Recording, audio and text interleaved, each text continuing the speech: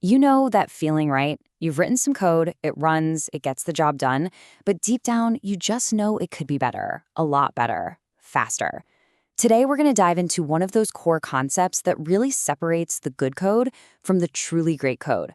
We're going to see this whole thing unfold through the eyes of two sisters, Kayla, who's a total pro, and her sister Uma, who's cramming for a huge coding interview. And it all starts with a question I promise you've asked before. Yep, that's Uma's first instinct. She's trying to figure out all of the streets that connect to a certain intersection. And look, let's be real, it's a gut reaction we've all had. Just loop through everything until you find what you're looking for. I mean, it's simple, it's direct, it feels like the easy way out. But as her big sister Kala is about to show her, that simple path, it's a total trap. So why is just looping through the list such a bad idea? It's not that it's wrong. I mean, it'll eventually get you the right answer. The real problem is what happens when you scale up. As your list of data gets bigger and bigger, this method just gets slower and slower and slower. To really make this point hit home, Kala uses this absolutely perfect analogy. Okay, so picture this. You are driving this truck. You're sitting at intersection A in some massive city, and you need to know where you can go next. All you have is this giant master list of every single street segment in the entire city. So, what do? Well, if you follow Uma's plan, the truck has to read through the entire citywide list of streets, one by one from top to bottom, just to find the handful that actually start at its current location. Can you imagine doing that at every single intersection you come to? It would take forever. This very tedious process, it actually has a name in computer science. Right. This is what we call O of n complexity, or linear time. It's actually pretty simple. The n just stands for the total number of streets in your list. So if the city has 100 streets, it takes 100 steps to check them all. But if the city has 1,000,000 streets, well, it's going to take 1,000,000 steps. The work grows in a straight line right along with the size of the list. And in the world of high-performance code, that is not great. Kala does not pull any punches here. Calling it tragic is honestly the perfect word. It sums up exactly how developers feel about this kind of inefficiency. Sure, for one little search, maybe it's fine. But if your program has to do this over and over hundreds, maybe thousands of times, it's an absolute performance disaster. So there has to be a better way, right? Of course there is. The secret isn't to work harder at searching. It's to work smarter before you even start. Instead of digging through a messy pile of data every single time, we're going to invest a little bit of time up front to organize it. We're not just going to use a list, we're going to build a map. Now, take a look at this. The solution is actually pretty simple. Just a few lines of Python. This little function is the key to everything. Let's just walk through it real quick. It all starts on that first line. Start map equals defaultdict list. And that defaultdict thing, that's a very cool little programming trick. Just like Uma figures out using a default dictionary isn't lazy, it's smart. It saves you from having to write that annoying little, hey, if this key doesn't exist yet, create it, check, every single time you add a street. The default dictionary just takes care of it for you. It's cleaner, it's simpler, it's just better. Okay, so we have our smart container. Now, how do we get all the streets into it? The real magic happens in that for loop. This is where we do all the organizing.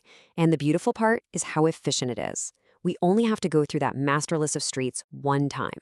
That's it, just once. So here's how it works. You take each street from the main list, you look at its starting intersection, and you just drop that street into a bucket on your map that's labeled with that intersection's ID. You're basically pre-sorting all the streets by where they begin, creating a neat little group for every intersection in the city.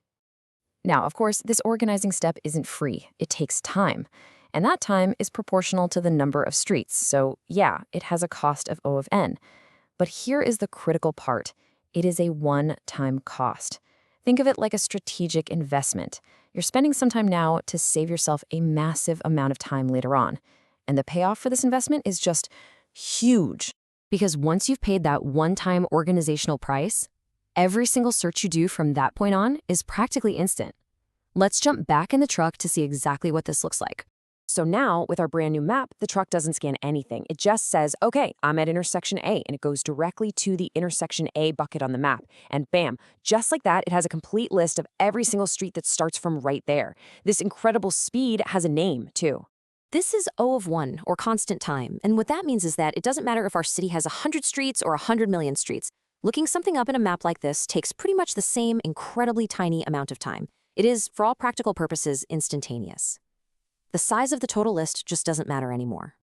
And you can just feel Kala's excitement here. This is the goal. This is what writing smart, efficient code is all about. We've traded that slow, repetitive, tragic process for a one-time setup that gives us lightning-fast answers forever. So let's just put this all together. What is the big lesson here? It's all about understanding the power of a smart trade-off. Let's look at the two approaches side by side, because the difference is just night and day. On one hand, you've got the simple O of N loop. It's slow, it scales horribly, and it's basically like forcing your poor truck to scan the entire city map every single time it needs to make a turn. But on the other hand, you have the O of 1 map lookup. It's instant, its performance never changes no matter how big the city gets, and it's like just glancing at the right spot on a perfectly organized map. And that right there is the key takeaway for this whole thing.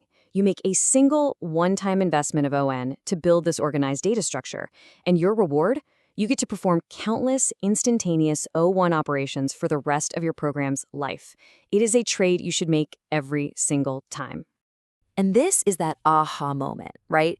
It's the point where you realize that coding isn't just about telling the computer what to do step by step. It's about thinking strategically. It's a system of trade-offs and investments. That little bit of extra work you do at the beginning, it becomes the foundation for incredible speed and efficiency down the line. So that kind of leaves us with one last thought.